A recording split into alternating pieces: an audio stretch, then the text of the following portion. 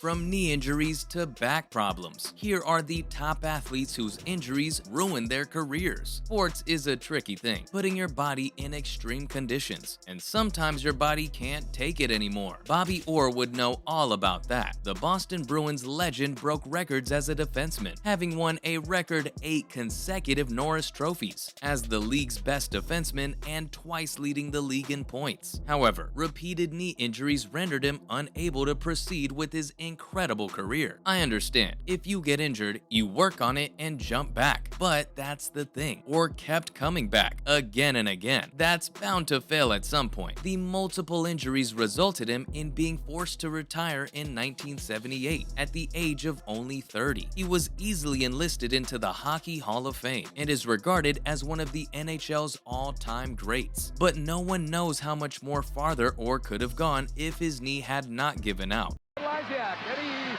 goes behind the net. How's open it? Let's hope that neither one is seriously injured. The game needs the caliber of a Mahovlich and a Bobby Orr.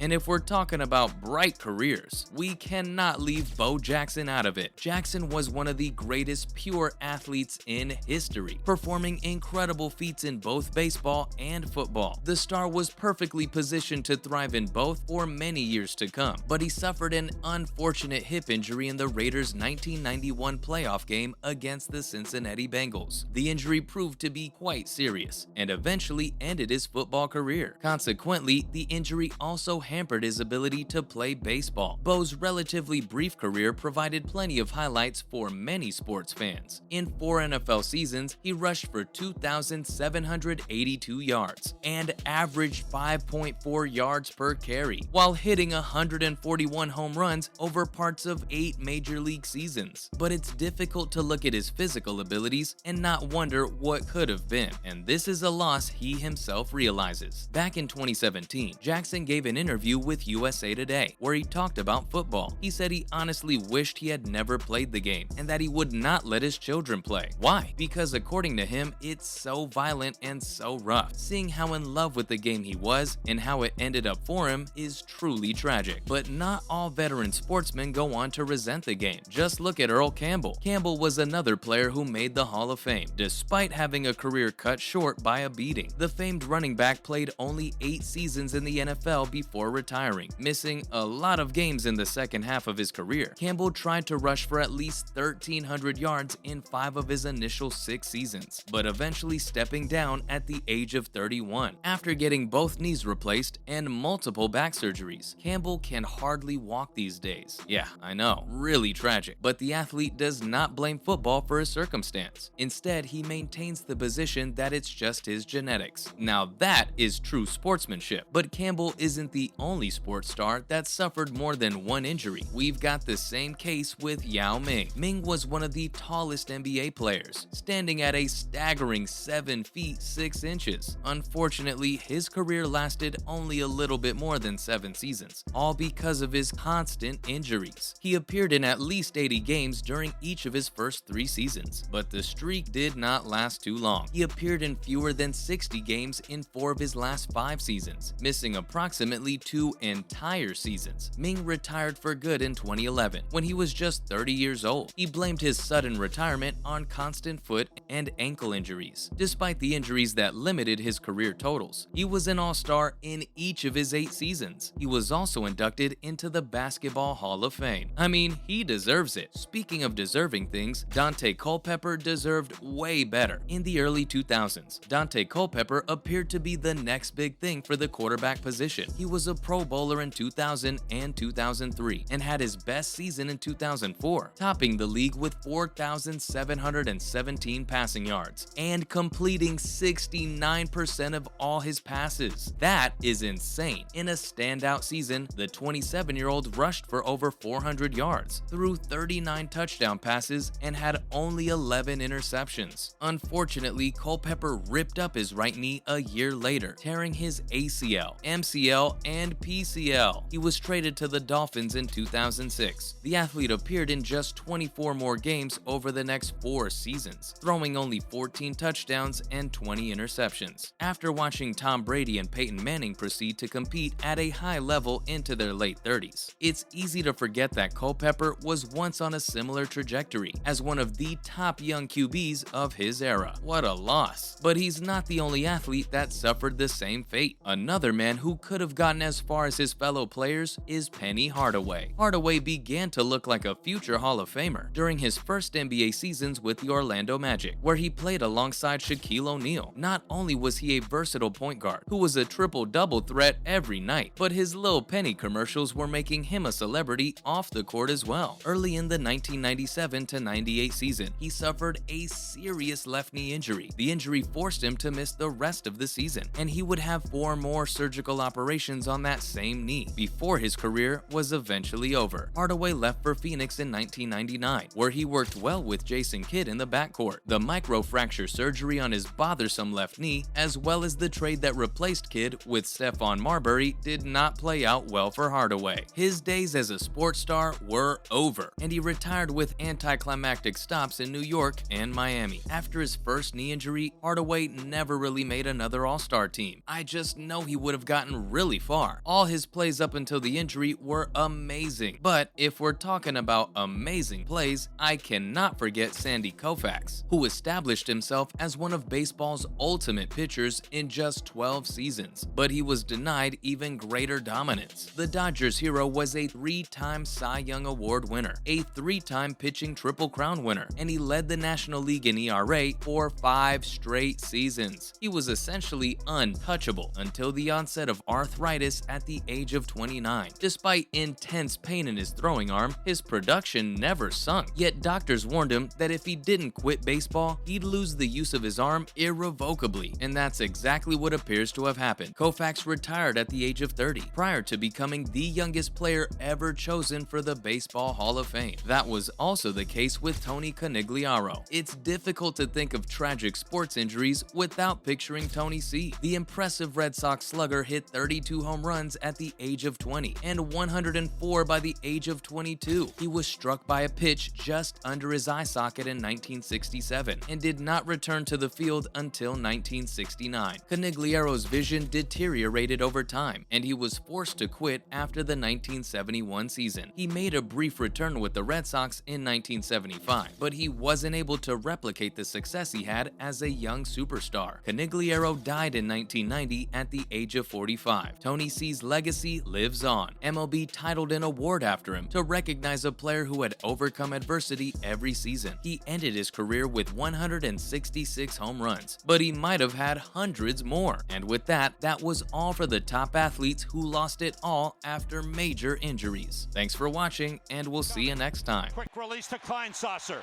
First down pickup into Cowboys territory to the 46-yard line.